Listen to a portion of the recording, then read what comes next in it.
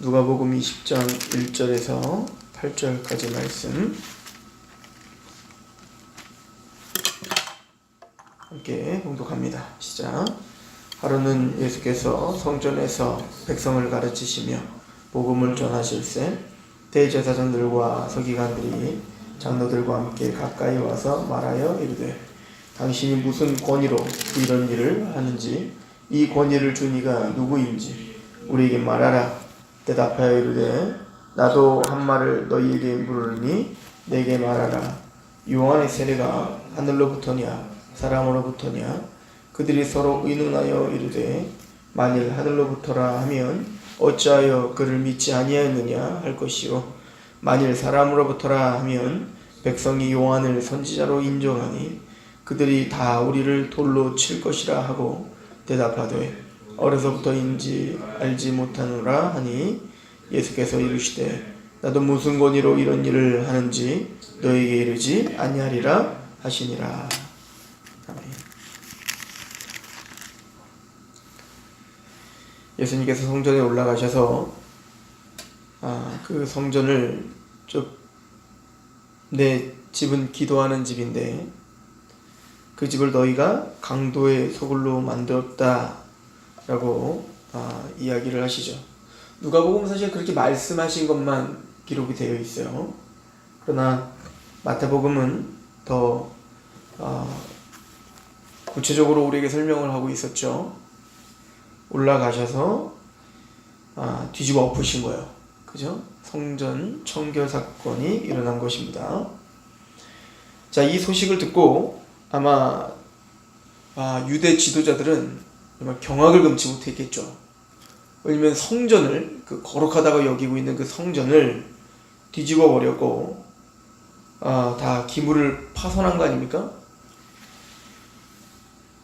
또 우리가 어제 상고해 봤지만 마태복음에는 그 성전에 나오는 맹인들과 전은자들 또 어린아이들을 치유하시며 또 그들과 함께 있는 그 예수님에 대하여 비난하고 있는 자들에 대해서 예수께서 말씀하시기를 바로 이 성전의 의미가 바로 그들의 것 아닌가, 그 어린아이와 같은 찬미를, 그 어린아이들의 찬양을 하나님 받으신다. 그 말에는 사실은 그 바리새인과 서기관들에 대한 사실은 큰 경고와 또 책망이 들어있는 거죠.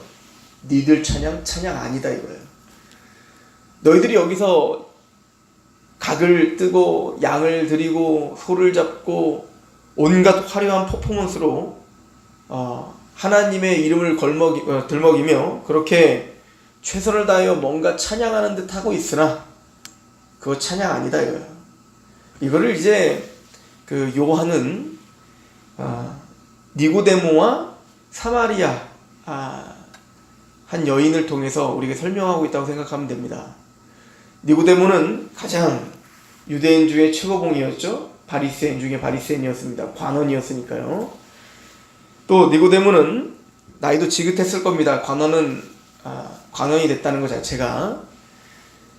그런 니고데모, 그러나 그는 거듭나지 않았다 라고 하는 것을 선포하죠. 물론 그 후에 예수님을 만나 그는 눈을 뜨게 됐을 것이고 성령님으로 말미암아 그 예수 그리스도로 말미암아 이제는 하나님을 참되게 예배하는 자가 됐겠죠. 그러나 사장에 바로 이어서 그 니고데모와 정반대의 사람이 나타나는데 그 사람이 바로 사마리아 여인입니다. 우물가에서 만난 사마리아 여인이에요. 근데 그 여인은 특징이 있다면 그 여인은 예배를 갈망하고 있었다는 겁니다. 하나님을 예배하고 싶고 하나님을 정말 예배하고 싶은 마음이 간절했었죠. 그래서 그 여인에게 신령과 진정으로 예배를 드리는 것, 즉 메시아를 만난 그 여인이 이제 신령과 진정으로 예배를 드리는 자가 되는 거예요. 어찌 보면 이 성전, 화려하게 지어진 그 성전에서 들려지는 그 어떤 형식과 또 그 어떤 화려한 퍼포먼스가 하나님께 나아갈 수 있게 하는 도구가 아니라 바로 그 맹인들과 전은자들 또 그 어린아이와 같이 그 또 사마리아 여인처럼 하나님을 정말 갈망하고 자신이 얼마나 죄인인지를 알고 철저하게 자신의 비참함을 알고 주님 앞에 나오는 그 상한 심령을 원하시는 그 하나님의 마음을 우리는 읽을 수가 있겠죠. 바로 예수님은 바로 그런 하나님의 마음을 전달한 겁니다. 그랬더니 이제 그 바리새인과 서기관들이 와서 예수님께 와서 도대체 무슨 권위로 그런 짓을 했는 것인가를 물어보는 겁니다. 무슨 권위로 그런 말을 한 것인가에 대해서 물어본 거죠. 그때 예수님께서 나도 그럼 한 말을 물어보자. 내가 무슨 권위로 내가 이렇게 행했고 내가 이런 말을 하는지를 말하기 전에 요한의 세례는 도대체 누구의 권위로 누구로부터 그 세례를 하라고 한 것이냐라고 물어봤어요. 대답은 둘 중에 하나겠죠. 하나님으로부터입니다 라고 대답을 하던가 그건 하나님과 상관없이 사람으로부터, 즉 요한이 창안한 거다 라고 얘기하던가 이 둘 중에 하나일 겁니다. 그런데 이 바리새인과 서기관들은 이 둘 중에 하나도 대답을 할 수가 없었습니다. 왜냐하면 오늘 설명에도 그렇게 나와 있죠. 5절에 그들이 서로 의논하여 이르되 만일 하늘로부터라 하면 어찌하여 그를 믿지 아니하였느냐 할 것이요 만일 사람으로부터라 하면 백성이 요한을 선지자로 인정하니 그들이 다 우리를 돌로 칠 것이라 하고 대답하되 어디로부터인지 알지 못합니다. 이렇게 이제 이야기를 한 거예요. 첫 번째, 그들은 그들의 무지함을 드러낸 겁니다. 그렇죠? 무슨 권위로부터냐? 모든 유대인들을 지배하고 권위와 권세로 지배하고 있는 그들은 예수님께 대하여 당신은 도대체 무슨 권위로 그런 일을 한 것이냐? 라고 물어보고 있지만 정작 그들은 정말 알지 못하는 겁니다. 물론 이것은 계략적인 대답이죠. 그러나 그들은 정말 알지 못하는 무지한 자들이었죠. 자, 그들이 왜 세례 요한이 하늘로부터 온 권위라고 말하지 못했습니까? 그것은 그렇다면 만약에 그게 하나님으로부터 온 것이었다면 그 권위를 인정했다면 그들은 세례 요한의 세례를 받으며 회개하며 비통해 여겼어야죠. 세례 요한의 그 세례의 의미가 뭐죠? 회개의 세례 아닙니까? 우리가 얼마나 죄인인지, 우리가 하나님의 진노를 받기에 얼마나 합당한 자인지, 독사의 자식들아 누가 이 진노를 피하라고 하더냐 라고 외쳤던 세례 요한의 그 말을 듣고 바로 납작 엎드려 내가 바로 귀신 들린 자고 내가 바로 부정한 자며 내가 그렇게 비참한 자입니다. 나는 아무런 소망이 없는 자입니다 라고 납작 엎드려 하나님 앞에 그 창녀처럼 그 세리처럼 또 그 보지 못하는 그 사람들처럼 하나님을 철저히 의지하며 그 앞에 순복했어야죠. 근데 그들은 머리 한 번을 까딱이지 않았습니다. 세례 요한을 무시했고 하나님으로부터 온 그 회개의 선포를 전혀 귀담아 듣지 않았습니다. 나는 많이 안다, 나는 많이 했다, 똑같은 얘기인 거예요. 그 높아진 마음으로 사람을 비판했고 또 하나님 앞에 사람 앞에 교만했던 사람들이 바로 이 바리새인과 서기관들이죠. 그러나 또한 이 사람들은 세례 요한이 사람으로부터다 라고 말할 수도 없었습니다. 왜냐하면 온 유대에 세례 요한에 대한 권위가 있었기 때문에 그렇죠. 그는 선지자다. 왜냐하면 그 당시에 바리새인들, 서기관들, 제사장들, 사두개인들 그 사람들과는 달랐어요.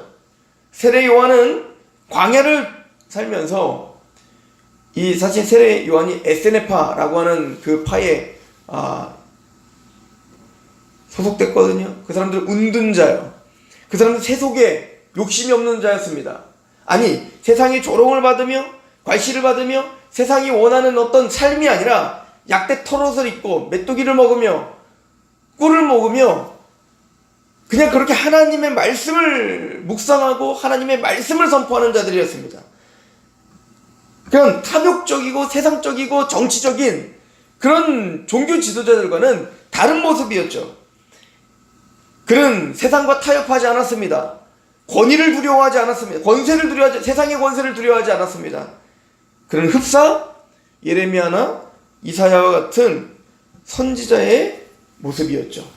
그래서 그 모든 백성들은 세례 요한을 존중했고 그 세례 요한을 선지자로 여겼습니다. 그러므로 그 세례 요한을 거부한다는 것은 오늘 말씀에 보면 우리를 돌로 칠 것이다. 그러니까 하나님을 거부한다라고 하는 느낌이 받을 정도로 만약에 세례 요한을 거부한다는 것은 자신들의 위치 자체가 자신들의 어떤 그 존재 자체가 흔들릴 수 있을 정도로 대단히 큰 권위를 갖고 있었던 세례 요한이었음을 우리는 짐작할 수가 있죠. 결론은 뭐냐면 다 자기 유익이에요. 나를 위한 선택이에요. 하나님 앞에서도 자신의 걸 내려놓지 못합니다. 왜? 그걸 내려놓는 순간 지금까지 그 화려한 외형으로 갖고 있었던 권위가 다 무너지기 때문에 그렇습니다. 나는 바리새인이다, 나는 사두개인이다, 나는 제사장이다, 나는 이걸 했다. 이 성전이 또 이 모든 성전을 통해서 들어오는 막대한 모든 유익을 다 포기해야 됐습니다. 그거 하지 못하는 거예요. 그거 내려놓지 못하는 거죠. 그러므로 그는 세례 요한에게 무릎 꿇을 수 없었습니다. 다른 말로 말하면 하나님 앞에 무릎 꿇을 수 없었어요. 왜? 내가 창녀처럼 되는 거니까요. 내가 저 세리처럼 되는 것처럼 보이는 거니까요. 하나님 그거 하라는 건데, 우리 보고 하라는 건 그건데 우린 그거 못하겠다는 거죠. 두 번째는 이 세례 요한이 그 사람들을 두려워하고 있다는 걸 볼 수 있습니다. 이거는 선지자의 태도가 아니죠. 이거는 하나님의 편에 서서 하나님의 말씀 앞에 선 하나님의 사람들의 태도가 아니죠. 사람을 두려워할 이유가 없죠. 하나님 앞에서 하면 되죠. 그게 혹시 이 말씀을 선포하여 또 이것이 진짜 진리인데 이것을 말한다고 하여 사람들이 자기를 싫어하고 사람들이 자기를 돌로 치린다 할지라도 그것을 말하는 것이 유대의 지도자들이죠. 그러나 그것을 이 사람들은 하고 싶지 않았습니다. 왜? 그들이 진짜 원하는 건 이 땅의 화려함, 이 땅의 번영, 이 땅의 평안함이지 안위함이지 하나님의 진리에 대해서는 별로 관심이 없기 때문에 그렇습니다. 이 예수님의 질문을 통해서 확연하게 드러나는 것은 이 바리새인과 서기관들, 이 종교 지도자들의 이기적인 태도와 탐심을 숭배하고 있는 우상 숭배를 보게 하는 것이죠. 마태복음을 봅시다. 오늘 말씀은 마태복음을 통해서 좀 더 구체적으로 설명이 됩니다. 마태복음 21장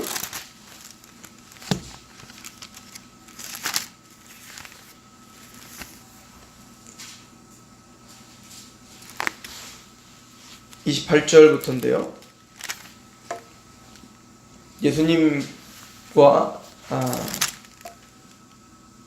그들의 무슨 권위로 그 백성들의 장로들이 유대의 장로들이 나와서 무슨 권위로 했냐라고 하는 그 싸움이 있고 예수님이 그들에게 한 말이 이겁니다. 28절 그러나 너희 생각에는 어떠하냐 어떤 사람에게 두 아들이 있는데 맏아들에게 가서 이르되 예 오늘 포도원에 가서 일하라 하니 대답하여 이르되 아버지 가겠나이다 하더니 가지 아니하고 둘째 아들에게 가서 또 그와 같이 말하니 대답하여 이르되 실소이다 하였다가 그 후에 뉘우쳐 갔으니 그 둘 중에 누가 아버지의 뜻대로 하였느냐 이르되 둘째 아들이니이다. 예수께서 그들에게 이르시되 내가 진실로 너에게 이르노니 세리들과 창녀들이 너희보다 먼저 하나님 나라에 들어가리라.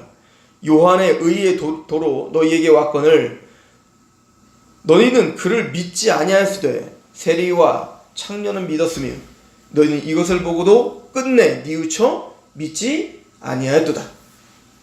세례 요한은 하나님의 권위로 하나님의 의로 왔음을 선언하고 계시죠. 두 아들이 있다. 한 아들은 첫째 아들은 얘야 이것 좀 해라 그랬더니 예 하겠나이다 해놓고는 전혀 하지 않습니다. 둘째 아들은 이것 좀 해라 그랬더니 안 합니다 라고 아빠 마음을 아프게 하더니 돌아가더니 뉘우쳐 그 일을 하고 있습니다. 그럼 둘 중에 아버지의 뜻대로 하는 자는 누구냐 라고 물어봅니다. 둘째 아들이다. 맞죠? 그게 바로 세리와 창기들이다 이거예요. 맞습니다. 우리 모두가 다 하나님의 마음을 아프게 하는 자입니다. 하나님의 말씀을 어기는 자들입니다. 그러나 그들은 내가 얼마나 죄인인 걸 알고 깨달아 주님 앞에 나와 그 주님의 말씀을 그 열매를 맺는 자들입니다. 그런데 첫째 아들은 어떤 사람입니까? 내가 하겠습니다. 합니다. 이렇게 해야죠. 그리고 하지 않겠다는 저 둘째 아들을 비난하고 욕합니다. 이게 바리새인들이죠. 장로들이죠. 그러나 그들은 말은 그렇게 뻔지르르하게 해놓고 전혀 행하지 않죠. 누가 하나님의 뜻대로 하는 것이냐? 이 말인 거죠. 주님이 원하는 것이 무엇인가? 신앙은 말이 아니다. 하나님이 진짜 원하시는 것은 외형적인 말이나 외형적인 종교적인 어떤 행위가 아니라 다윗이 고백하죠. 죄된 밧세바와 우리아를 죽이고 밧세바를 간음을 저지른 다윗이 나단에게 책망을 받고 시편 51편에 하는 얘기가 뭐죠? 하나님은 제사와 예물을 기뻐하지 않는다. 하나님이 원하시는 제사는 상한 심령이라. 하나님은 말이 아닌 마음을 원하시며 말이 아닌 행함을 원하십니다. 하나님은 하나님의 말씀 앞에 순복되어지는 그 심령을 받으시겠다. 누가 창기며 누가 세리인가? 누가 하나님 뜻대로 행하는 자인가? 우리에게 묻고 있는 것 같습니다. 기도하겠습니다. 하나님 아버지 너무나 감사합니다. 우리가 주님 앞에 있고 예배자로 살고자 몸부림을 칩니다. 극명하게 구분되는 바리새인과 유대의 장로들과 세리와 창녀들로 대표하는 주님 앞에 와 그렇게 통회하고 있는 사람들과 구분을 하고 있는, 또 우리에게 무엇이 진짜 신앙인지를 보여주고 계시는 주님의 말씀을 계속적으로 묵상하고 있습니다. 주님, 하루하루 그렇게 신앙을 생활을 하며 하루하루 성장해 나갈 때마다 우리의 마음이 더욱더 이 말씀을 깊이 있게 묵상하며 또 우리의 삶이 그 말씀 앞에 적용이 되게 주님 우리를 인도하시고 도와주옵소서. 우리 신앙의 방향이 어디인지를 바로 아는 우리가 되게 하옵소서. 예수님의 이름으로 감사하며 기도합니다. 아멘.